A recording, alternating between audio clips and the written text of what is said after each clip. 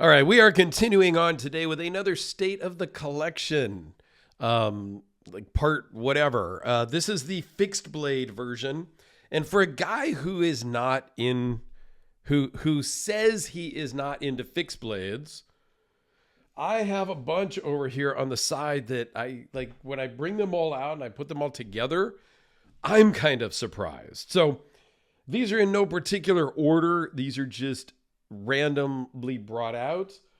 Some I have bought, some have been gifted to me. Yeah, they're just a hodgepodge of fixed blades. All right, so let's just start off with one that I did buy way back in the day, the Cold Steel Recon Tonto. Like I think many of us, I would get the Cold Steel catalog all the time, and I always wanted this one. When I finally grew up, physically, the 12-year-old boy inside of me had an adult paycheck, and I was able to pick this guy up. This is a seconds version because the coating, whatever it was, PVD or whatnot, might be just powder coat actually, is really thick, so you can barely read the wording. And what they do is they engrave a 2 on the butt of the handle, and you get it for a cheaper price. And so I was like, sweet, I'll take it for a cheaper price. Okay. Another Cold Steel, the Super Edge. This thing is kind of actually cool. You can put it on a keychain. You can put it on a zipper pull, on a backpack. This would be really good, like on a backpack, a quick grab and do box cutting, things like that. It's got a lot of use, as you can see. Again, it's like $20 or something. This one I did buy also at California Custom Knife Show a few years back. This is from Forever Knives, and was his first show. A big, huge piece of 3V, crazy sharp. I've done videos on all of these knives as well. So if you want more information, I have a fixed blade playlist that I will put up at the end of the video. So this one was super cool because I got to meet him and his mom. I met his mom out in the line. Go watch this video. It'll tell you that whole story. I won't waste your time with it here right now. Etsy, not Etsy. SE, not Etsy, like you go buy the stuff. SE5. I won this as a giveaway from Jake, formerly known as the Medford guy, now the King's Collective. He was doing like a live Instagram or something. I chimed in and I won this thing. This thing is crazy thick, crazy beast. It's relatively sharp for such a big, thick knife. Kind of a goofy plastic. I don't even think this is Kydex. It's something else. It is kind of a weird sheath, but yeah, you know, you could take this clip off and put on any kind of clip that you want. So that's cool. I don't know. It's a big beast of a knife that's really heavy for what it is. Let's see here. All right. This is a classic one here. The Frank Fisher Fixed Battle. Now, there are not a ton of fixed battles out there. He's made a bunch. This is not the only one by any stretch of the imagination. And this is probably one of the most basic models ever. AEBL with carbon fiber. It's something that he made for me really quick, and it's got some chips in the carbon fiber, and like it's not a pristine knife by any means, but I had sent my battle, one of my Frank Fisher battles, in for a spot treatment because I did a little damage to it. We're not going to talk about that. And it needed some work. He had it for a very long time. He was going through some stuff. And as a thank you for my patience, he whipped this up really quick, threw it in the box, and shipped it to me as a gift for taking so long. So that was super cool. This is from HX Outdoors. I don't know the model of it exactly.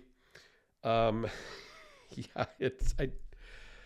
Guys, I get some Chinese companies that send me some really crazy stuff. They sent me 2 of these, and while they're sharp, yeah, I did a video on it. I need to try to do like some torture testing on one of these. Maybe give the other one away. Maybe, I don't know. These are just, they're pretty bad. Okay. I can't really say anything super redeeming about this. And I'm sorry. Like it just, yeah. Again, I'm just showing you what I have in the collection. Again, some I have bought, some I have been given. This one, I don't even remember where it's from, who made it or anything. This was way, way, way back in the day. A neck knife. It was in like Knife magazine, Knives Illustrated, something like that. And I just had to have it. It was kind of touted as like the fighting knife of the year. It lives in the safe. It's kind of rusty. It's got some markings here on it that I can't read. Yeah, I don't know. But yeah, it's just like a really great fixed blade if, again, I was into wearing neck knives and fixed blades. Don't love the lanyard part of it because it doesn't have a breakaway. So you could be a strangling issue with that one if you're wearing it around your neck.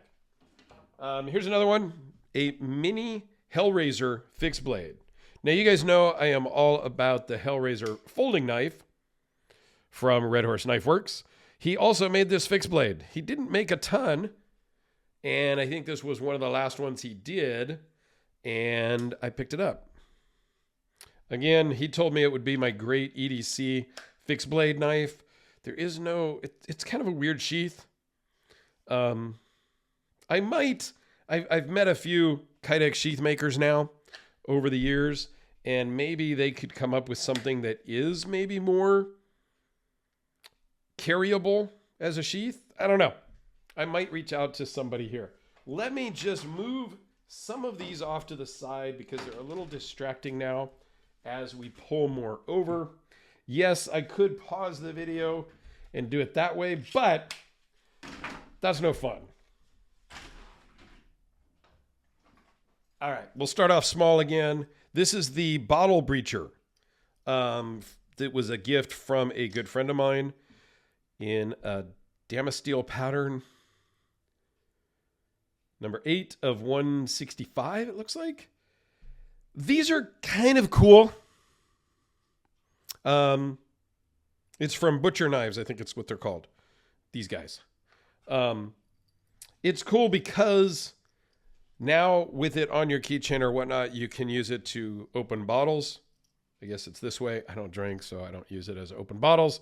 But really cool, a gift from a friend, so that makes it even cooler. How about you guys that go into non-permissive areas where you're not allowed to take any tools with you? How about a completely carbon fiber and G10 pokey thing? It's not sharp, but it's pokey and could do damage.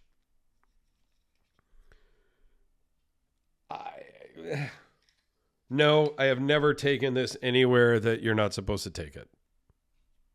Nor do I think I would, because I am not taking that chance, me personally. All right? How about something from Papa Bear Knives, now known as Primitive Bear Knives? This is the Essential Gen something, Gen 2 or Gen 3, I don't remember. This is a super cool fixed blade. That was a gift from Aussie Mike. G10 scales with liners. My G10 pins. Just super cool. And a nice leather sheath with some different coloring on it. I just noticed that. I don't know why that is. I don't know if it's always been that way or if that's just from storage in my drawer. I don't know. That's a good question.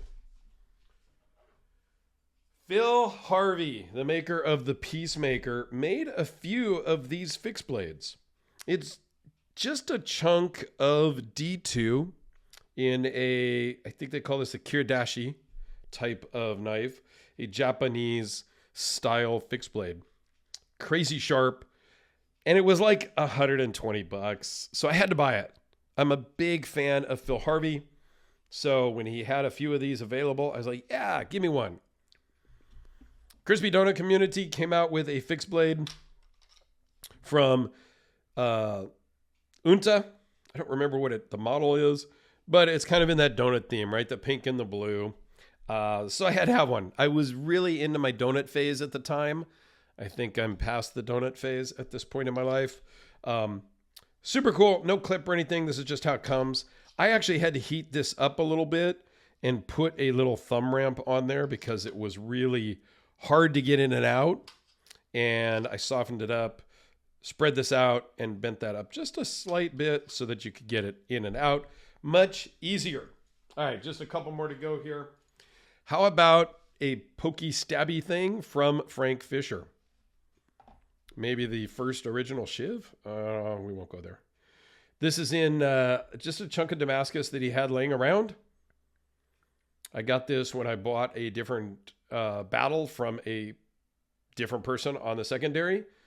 And for a couple bucks, he threw this in. Just kind of cool. As a big collector of Fisher things, I kind of had to have it. Okay? All right. Jim Skelton. The mini Hellraiser. This is just so cool. The scales glow in the dark. Yeah, super sharp, super cool.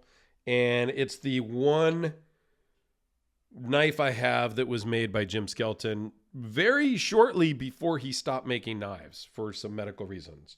So, yeah, I love this. The sheath is from, what is this? Mackie Custom Leather in Texas. Again, I haven't really carried this out. I'm not a big fixed blade guy, as I have 27 fixed blades here. This one was a gift from a viewer who sent it in for review, and I fell in love with it. And I started searching one out, and before I shipped him all of his knives back, he told me to just keep it. It is a double fixed blade.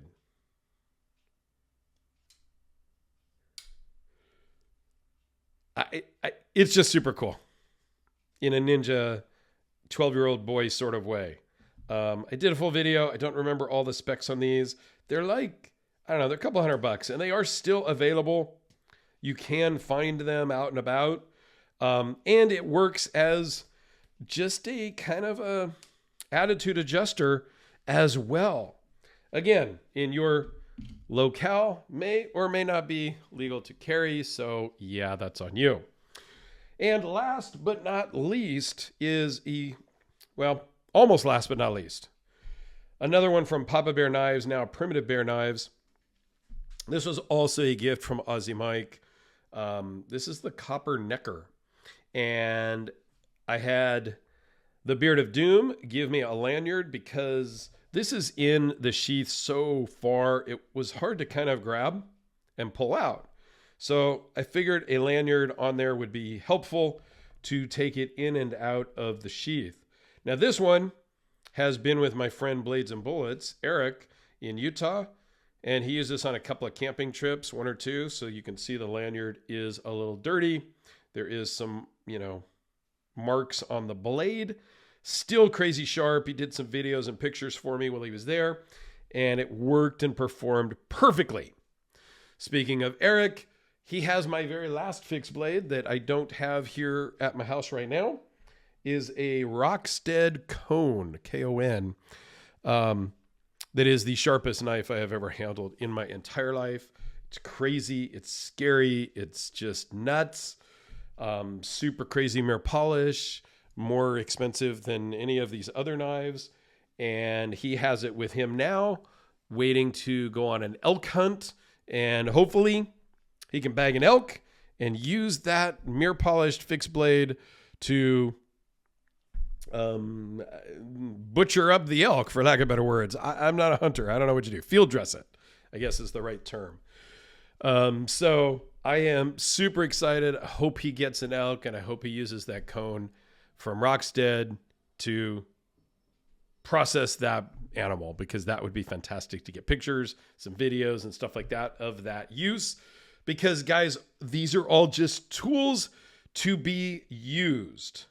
I carry all of my knives regardless of price, and I use them at every opportunity that needs to use a knife, whether it's a $3,000 RJ Martin, a $300 North Arms, or a $2,000 Red Horse. They all get carried, they all get used, and there are no safe queens.